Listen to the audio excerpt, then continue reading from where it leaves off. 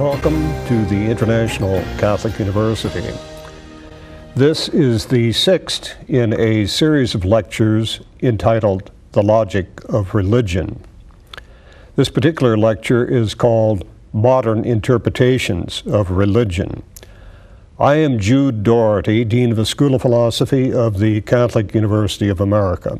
I am working as a professional philosopher, although my texts are derived largely from persons who would be described as theologians. In earlier segments of this series, we looked at classical interpretations of religion, that is, religion as understood by Greek authors, by Roman authors. But with the advent of Christianity, we move from natural to revealed religion. And that creates a number of problems unknown in antiquity. Revealed religion of its very nature presents truths about God and about man's relation to God, which are inaccessible to natural reason. Those truths are accepted on faith. We have briefly analyzed the nature of faith as understood by the Church Fathers, particularly by Augustine. But then we examined it in greater detail through the writings of Thomas Aquinas. For Thomas, it makes sense to believe. Faith is not irrational. He provides a rational preamble, largely drawing upon classical authors. Plato, Aristotle, others had reasoned to the existence of something that Thomas immediately identifies as God, or as a name of God, if you will. Thomas spends a great deal of time in his Summa Theologia setting out the traditional arguments for the existence of God. So that when one approaches then the content of revelation, one is coming with a fairly detailed, a carefully worked out conception of God. If reason can move from the things of experience, and by accounting for those in terms of a being self-existent, the cause of existence of things, reason can also move from perfections found imperfectly in this life, that is, in the world of experience, especially in human nature. So Thomas can end by affirming of God intelligence, will. He can say of God that which leads to a recognition of God's providence, his benevolence, etc. For Thomas, we know a lot about God before the revelation provided through the sacred scriptures, especially through the Gospels. What we don't know from reason is the triune nature of God. We don't know from reason that Christ is God. We accept those truths on faith, but that faith makes sense. It's not a leap into the dark. The problem of faith and reason has been solved differently by other authors. Luther and Calvin were skeptical with respect to the power of reason accepted in antiquity and accepted by Aquinas. Luther's doctrine of the fall led him to believe that the intellect of a human being was darkened so that reasoning to the existence of God was impossible. What we know about God is as a result of reason informed by faith. And for Luther, if one emphasizes natural knowledge of God, then faith becomes less the gratuitous act that he believes it to be. Faith is a commitment on our part to the Word of God, to Christ, and no reason can bring us to that. It's a gratuitous act. We find that in Calvin, and we'll be discussing it a bit in Kierkegaard, who might take to be a extenuation, as it were, of that notion that God is inaccessible to human reason. Kierkegaard would have little regard for what we would call natural religion. Now, I think we will find in discussing religion, perhaps we've already found that what one makes of the scriptures depends in a large extent on what one brings to them. If one brings classical learning to the scriptures, one is apt to end up with the fathers of the church, medieval doctors. One is apt to end up within a Catholic interpretation of Christianity. If one rejects those sources, one is apt to have a Protestant mind. The Jewish mind, of course, rejects the divinity of Christ and does not participate in the reason faith debate as it is found in Christianity, though it has its own set of problems. The secular mind, of course, rejects it all. Religion is interpreted as something man created to satisfy an inner human need. Religion becomes something like poetry if it's not reduced to morality. Aquinas would separate morality from religion, and if we examine the writings, particularly of the Stoics, we would find a high-minded morality that in many respects was simply endorsed by the fathers of the church in the Christian period. There is a difference between Protestant, Catholic, and secular mindsets. I should say Protestant, Catholic, and Jew within the category of revealed religion, and then the secular mind rejecting it all. Now, when I say Protestant, Catholic, and Jew, it may be that certain minds that are Protestant, Catholic, and Jew resemble each other more than they resemble minds in other minds in their respective confessions. The lines are not neat. A Catholic, a Lutheran, a Jewish scholar may be in more agreement than, let's say, a certain type of Catholic with other Catholic minds. So the distinctions blur, but there are distinctions to be made. We hear a lot about ecumenism. Well, one cannot reconcile contradictories. There is such a thing as a Catholic mind, a Protestant mind, a Jewish mind, and you can't bring them all together because they contradict each other.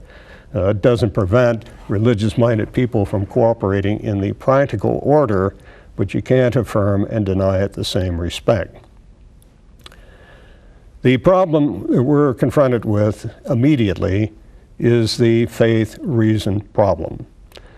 And as I said, Thomas places a great deal of weight on the ability of the human mind to know something about God independently of the truths presented about God through revelation, so that the assent to the, let's say, teachings of Christ are reasonable upon the part of the believer. Now, I would like to, in the tradition of Luther and Calvin, spend just a minute or two with Soren Kierkegaard, who articulates the notion that faith is a leap in the dark, and that's what it should be. In the long line of theologians stretching from Luther to Brunner, Barth, Bultmann, Kierkegaard holds a unique place.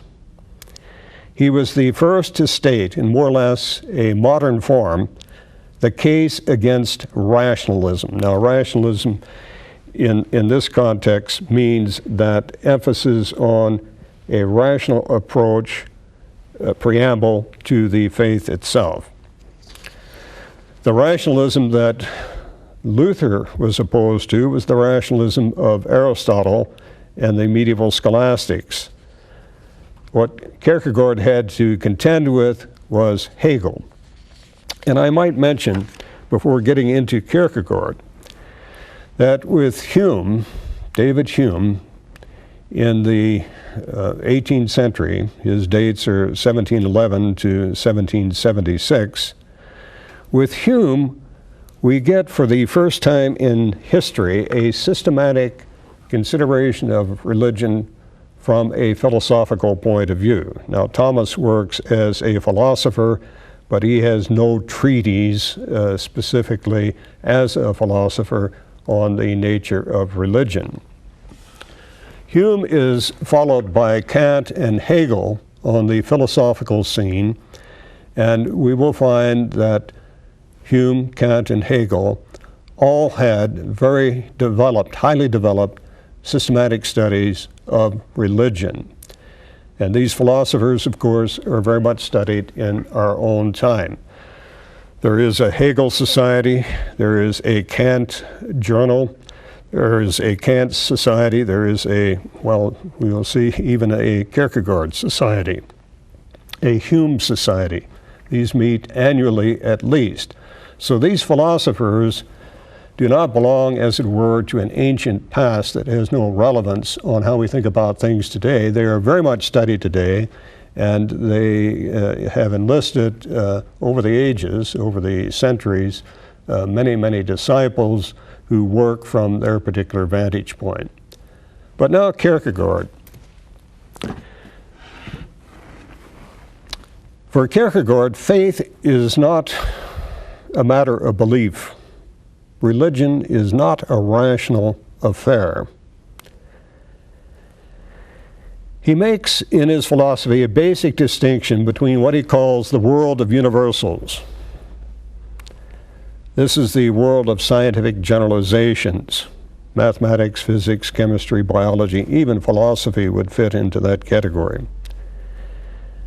And as opposed to that, there is the world of inwardness, the world of the subject. Whereas philosophy, especially that of the Aristotelian tradition, teaches us to become objective, Christianity teaches us to become subjective, to face our existence and to cease avoiding it in scientific generalizations. And this, Kierkegaard believes, is not easy. We are constantly tempted to fit ourselves into categories, to speak of ourselves in heroic terms borrowed from patterns we've seen elsewhere. We often say, I'm like that, or I'm part of this. We attempt to understand ourselves in terms of these scientifically, perhaps philosophically, advanced categories. Now, the matter of God's existence is an objective question. But Kierkegaard, following the critiques of Hume and Kant, whom we have yet to talk about, but we will, finds that there is no conclusive evidence for the existence of God.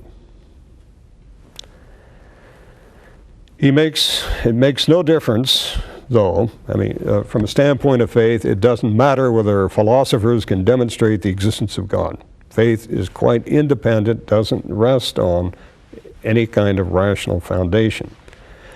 Far more important is what happens to the individual when he's called upon to believe that which he cannot know from any scientific source.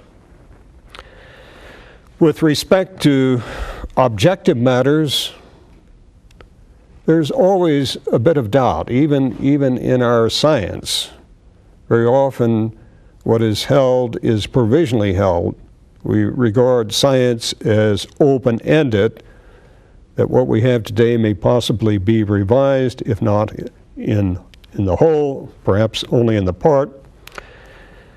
But now compare that What is important is what happens to the individual when confronted with doubt.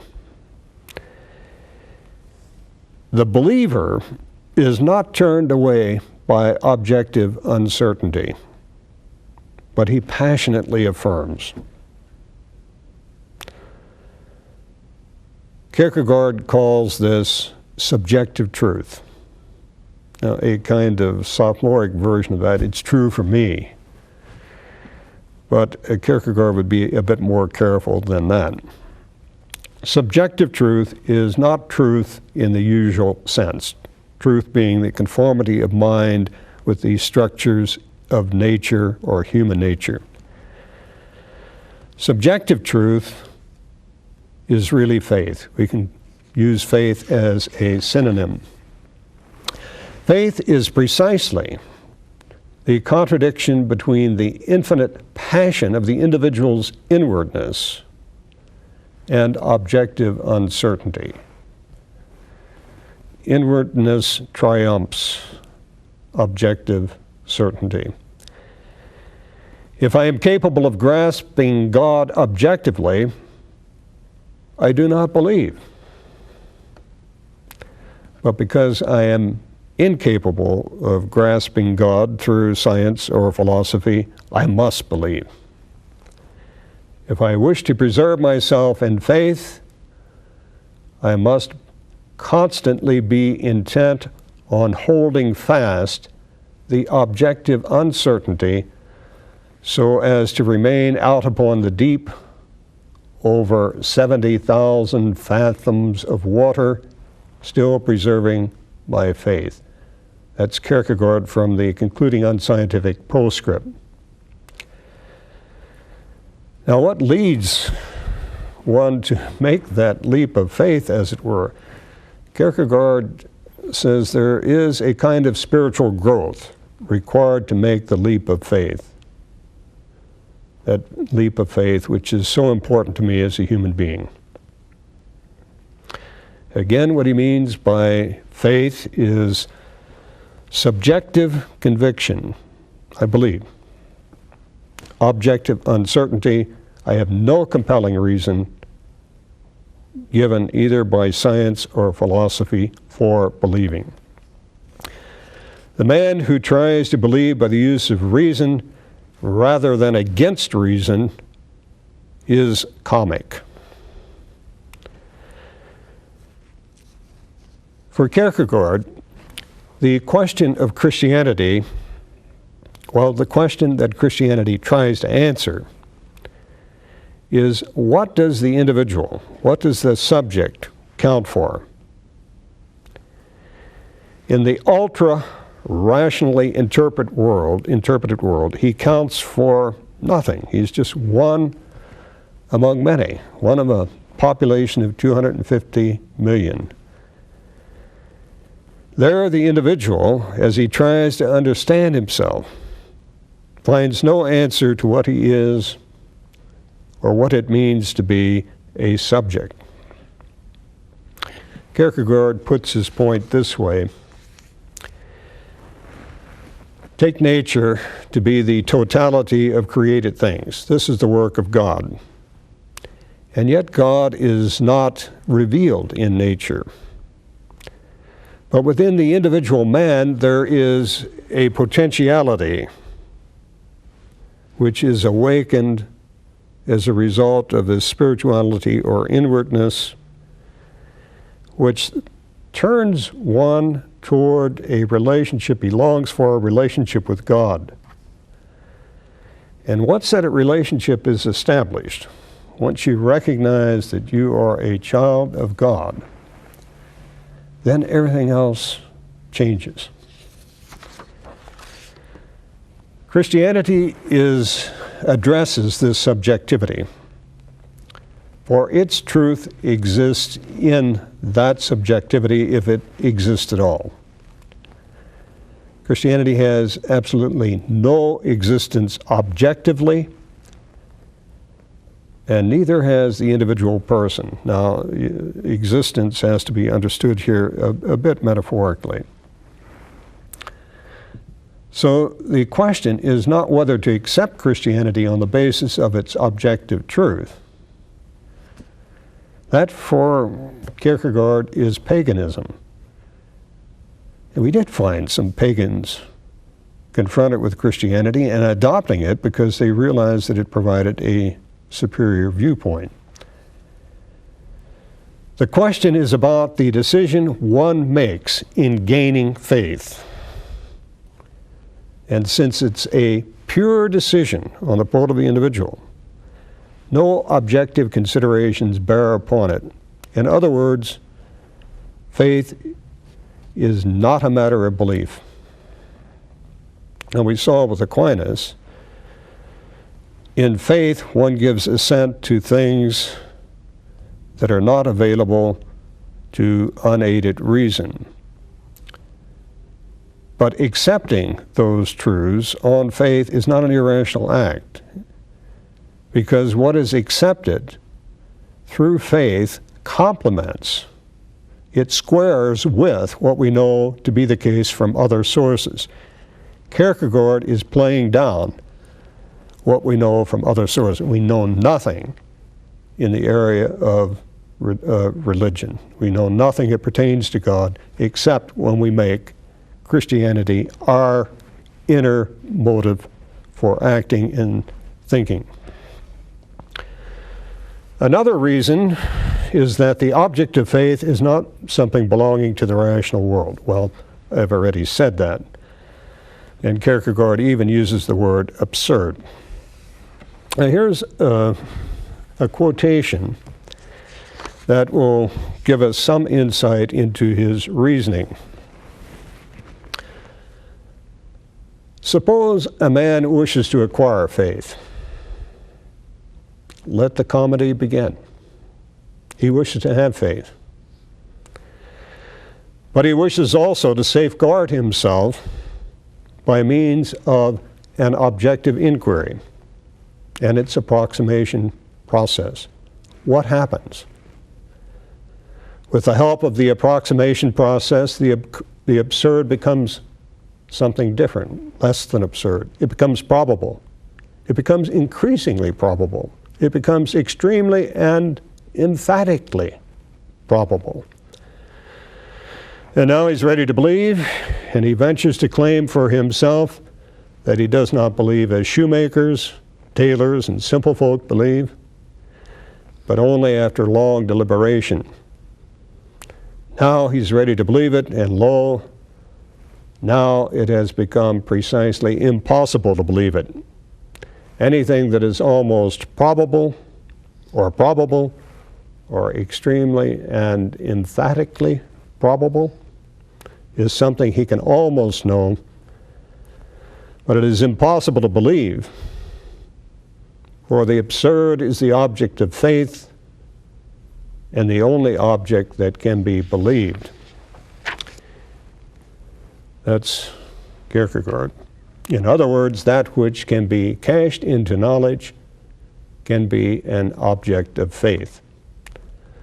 The object of faith is just that which cannot be a matter of belief in the sense of something which a little more evidence will make into knowledge. Now, our task is not to criticize Kierkegaard. There is certainly much that is true in what he is saying, and he is following, I think, a natural progression of the human mind. The emphasis on the inability of reason to discover independently of revelation basic truths. Very few to his time would assent to that. That is, those who are in, as it were, mainstream Christianity. The Kierkegaard we've just examined, I think, carries to a logical conclusion insights with which Luther and Calvin had, though they themselves did not go to the extreme that Kierkegaard has pushed their thought. We will turn next, after we take a break in a minute or two, to examine some philosophical, that is, professionally philosophical treatments of the concept of religion. We'll look first at David Hume, and then we'll look at Immanuel Kant, both giants in the history of modern philosophy. Hume, we will find, has a certain respect for religion, Kant an even greater respect for religion. But Hume, like Kierkegaard, or Kierkegaard like Hume, if I got the chronology right, does not believe that there is any evidence for the existence of God, and yet he finds men believing. Now, how account for the fact that the race as a whole believes in God when there is no rational demonstration possible for the existence of God? Hume's treatment of religion stems out of his empiricist philosophy as a whole. Hume will reject the concept of causality as understood in classical antiquity. Same problems, ironically, that he has with reasoning to the existence of God, Hume would also have in reasoning to the existence of the unseen in modern or contemporary science. So we'll be exploring the work of two philosophers to the extent that our time permits as they reflect on the nature of religion from their particular vantage point as professional philosophers. We'll find two very different individuals.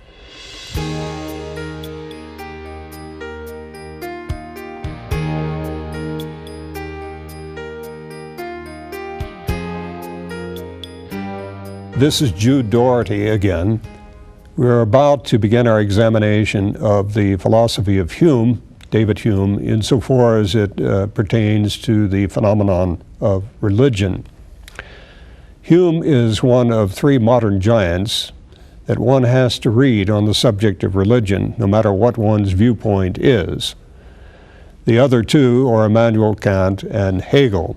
We won't be able to go through the work of all three, but I think what Hume observes about religion is rather interesting. We were saying that Hume does not believe that there is any evidence for the existence of God that can be advanced by reason.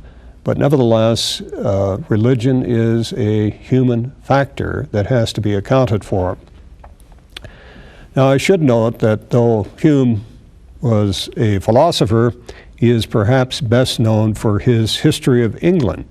It went through, and it's 6 volumes, it went through at least 50 editions between 1776, his death, and 1894. That's the last count I have. That history of England was in 6 volumes, and it's been described, or his work has been described, as one of the best writers of scientific prose in the history of English letters. Boswell praised him as the greatest writer in Britain. The Catholic Church put all of his works on the index. Hume was brought up as a Calvinist and at a fairly early age discarded the doctrines which he had been trained in as a youth. And once he had shed his Calvinism, religion for him was a purely external phenomena which aroused little or no response within himself. In this sense, he was an irreligious man. But he acknowledged the part played by religion in the life of humanity, and he was interested in its nature and in its power. He came to the conclusion that organized religion was far from beneficial. He even thought that religion impairs morality by encouraging people to act for motives other than love of virtue for its own sake. Religion he found to be characterized by fanaticism, by bigotry, by intemperance. The idea of the greatness and majesty of the infinite God has encouraged emphasis on attitudes of abasement and on practices of asceticism and mortification. These ideas were foreign to a pagan past, but confronted with that analysis of religion, Hume is nevertheless willing to distinguish between true religion on the one hand and superstition and fanaticism on the other. Let us follow some of his reasoning on the subject. For Hume, the study of religion is relevant because it's a component of human nature. To understand man, it's necessary to understand man as a worshiper. Religion is part and parcel of the fabric of every civilization that we know about. Christopher Dawson once remarked that it's not the great civilizations of the world that have created the great religions of the world. Rather, it's the other way around. It's the great religions of the world that have created the great civilizations that we know. And Hume would not deny that. To study religion, now here we have a philosopher systematically studying religion, not comment here, comment there. And he's not a theologian, obviously, because most of the authors that we have looked at have either been theologians or have made remarks in passing on the subject. Now, here is a systematic examination, but it's a systematic examination out of the philosophy, the broader philosophy that Hume espouses, a philosophy that if we wanted to put a label on it would be called empiricism. Now, he wishes to examine topics traditionally labeled as religious in import. He wants to examine those well springs in human nature from which the religious attitude and its interpretation of our existence arise. Hume makes the distinction between religion and morality, which all should. He treats religion and morality in a way that asserts the independence of morality from religion. Thomas would have no problem with that. Aquinas would makes that distinction himself, though in addition to moral philosophy, there is moral theology. If we know that the grave is not the end of man, then certain things take on a new meaning. But Hume will have none of that. He refuses to base the importance of religion on any supposed contribution it makes to morality. So the value of religion is not that it makes men good. The beliefs, the strivings, the practical actions of the religious man are indeed complex. These phenomena can be understood only by submitting them to an analysis in terms of one's general theory about human perception, association, human passion. For Hume, a philosophical treatment of religion requires the orderly use of two phases of the experimental method. The language is a bit clumsy here, but the two phases is one, resolutive analysis, let's say analysis, and the other is compositive synthesis, let's say synthesis. Analysis is breaking things down, synthesis is putting them back. As a complex human phenomenon, religion must be taken apart analytically, resolved into its component factors in our experience. But we need to clear up an ambiguity.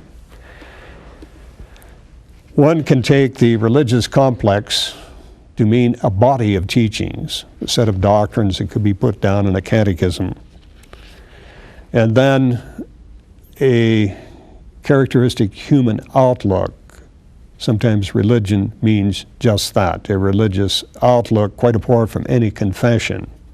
That outlook you couldn't codify into a catechism. Analysis, when applied to religious teaching, traces those teachings back to their sources and finds the source in a sustaining human attitude. Analysis then deals with the complex religious attitude itself by reducing it to certain component passional and cognitive principles. Passion is on the side of appetite, on the side of will, cognition on the side of intellect. The passions which drive or which lead one, Hume believes, now he will develop this a bit, the passions which drive one to religion are fear and hope, and what he calls a lively concern to know the causes of events affecting our human welfare. These are the roots of religion: curiosity, fear, and hope. Compositive study then provides a synthesis of the elements distinguished in order to understand them. So what causes man to be religious? Well, fear, hope, and curiosity. But religion also posits a bond between man and God. What is one to do with the God pole of this relationship? Since God is not subject to empirical investigation, you can't reason to the existence of God. Given Hume's general philosophy, God is removed in principle from investigation. Well, what's the implication of this for a philosophical study of religion? It's not fatal for Hume. The religious attitude involves a belief about matters which fall within the realm of experience, for the most part. Some matters do not. And Hume can handle even the matters which do not in the same way he handles the problem from his own philosophical perspective, the same way he handles the problem of the external world. If you begin with the mind, how is it that you can affirm the existence of structures independent of the mind? Within the limits of his philosophy of human nature, he can specify the grounds in perception which lead men to believe in a powerful, minded being existing independently of ourselves. Hume is convinced that there is no other area of human experience where the passions play such an important role. The passions strongly influence our religious outlook. There are no ready-made criteria for judging, such as there are, that is, religious statements. There are no ready-made criteria for judging the truth of religion, such as is available in other disciplines. In ethics, you can check your arguments against common human sentiment. In politics, if reason collides with matters of fact, you can check the facts. But no church can provide an authoritative account of the nature of religion. So Hume must rely on his own experience. His sources are limited, but I would say adequate. He has his own religious upbringing in Scotland, particularly Edinburgh. He has observed religious conditions in France and in Britain. Hume has studied, like we have, classical Roman accounts of religions, and those accounts of religions which he finds in the author Bale. He has acquaintance with tales of explorers and missionaries. He doesn't have our 20th century anthropological studies, but he has enough to talk about religion in a general way. In talking about religion, he resorts to a dialogue form. The beauty of a dialogue is you can entertain several positions at once, and you don't have to come down yourself one way or another. You can leave it out there as a discussion piece.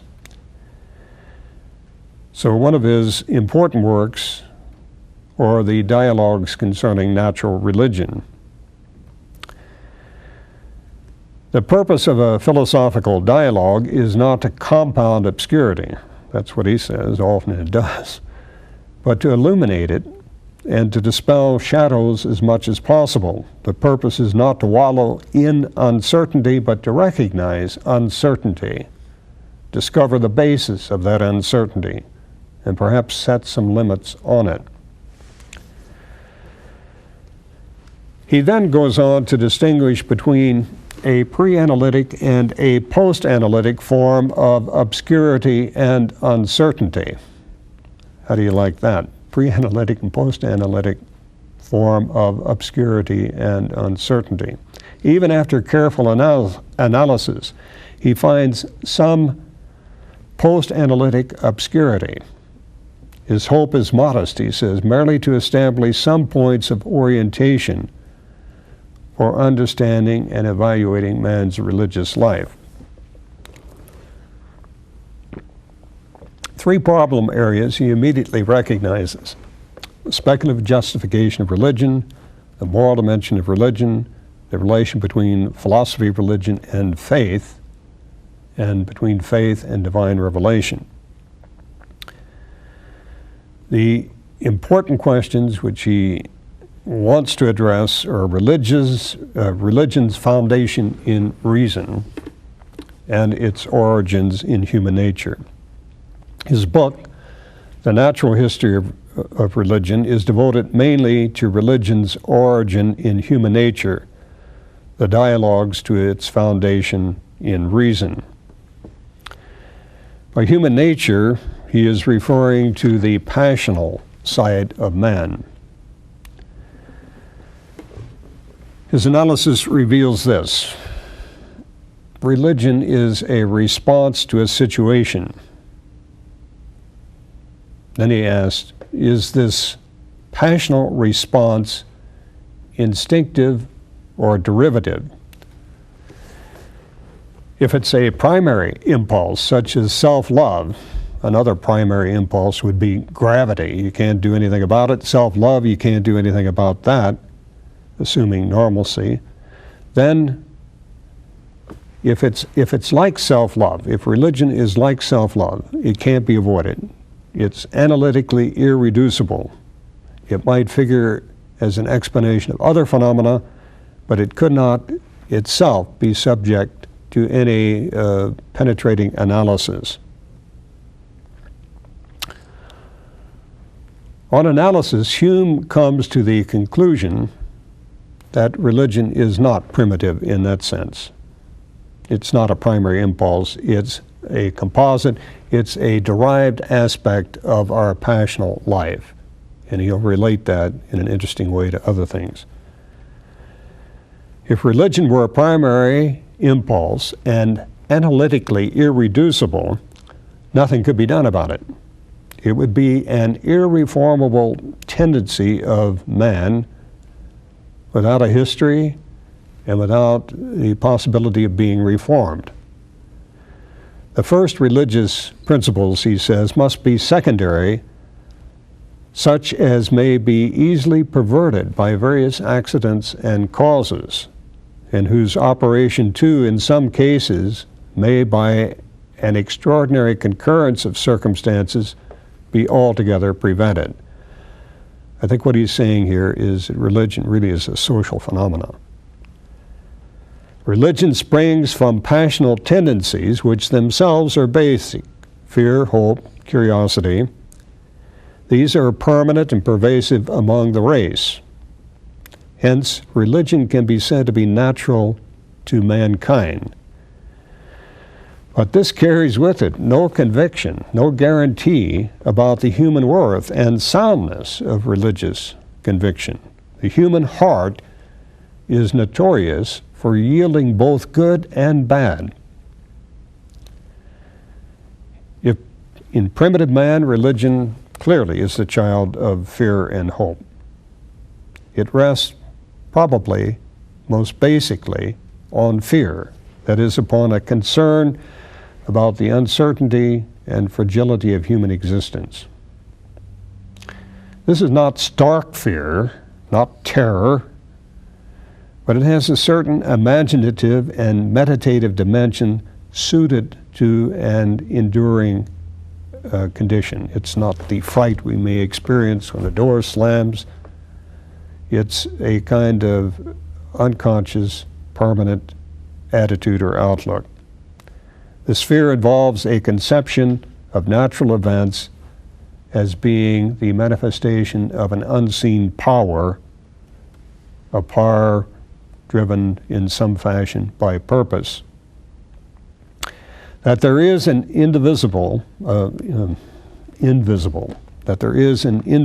intelligent power in the world is a belief common to all religions.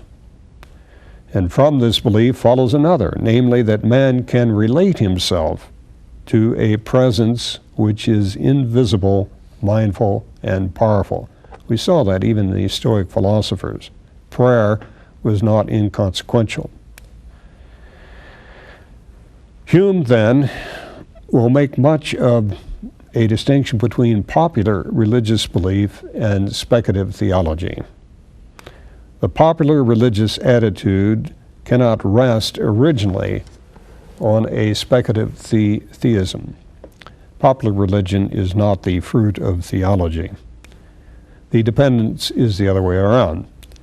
Our propensity to believe in a religious way is aroused by the passions, in the plural, and is directed toward the many sorts of events and forces which powerfully affect our existence. Hence, the primary religious outlook is apt to be polytheistic. Monotheism occurs later as a refinement. Intelligence is brought to bear, is operative in forming our fundamental religious response, but it's not primary. Men are never led to religion by a process of argument. Now, I think that's false, and I intend to show it later on. Popular religion arises out of the materials furnished by those basic passions, fear and hope. It is definitely not based on philosophical argument, certainly not on the argument from design or the argument that reaches first efficient cause of being. Man comes to religion under the pressure of deep-seated tendencies. Sheer recognition of power in the world is not enough to constitute the religious attitude. A threefold response must occur. Let's look at that. Men must relate themselves, recognition of power independent of nature, men must relate themselves to that power as agents through some sort of practical striving, and not merely as theoretical observers. There has to be a relation of self to the unseen. That relationship must be suffused with a personal quality. The superior power has been given a personal force, has been made into a person. The development of the religious attitude requires, thirdly, men to feel deeply the tension between affirming a superior power beyond nature and seeking to relate oneself practically to it.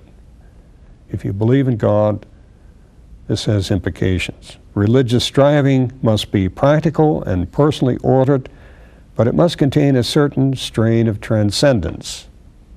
And monotheism provides all of that. It provides a superior, concerned, powerful reality which is immanent in the world, but not as a component of nature, personal and one, somehow transcending the limited configuration of sensible things. Man constantly searches for a surpassing and permanent good, a restless quest of the human soul for a consummately powerful good, present in the processes of life, and yet surpassing all the goods of the visible world. And then, once that, religious outlook is possessed, then one begins to use that religious outlook as one attempts to understand other things. So, we said earlier that Hume made a distinction between religion and morality. He's convinced that the separation of religion and morality can be achieved without injury to man's nature and to the order of values.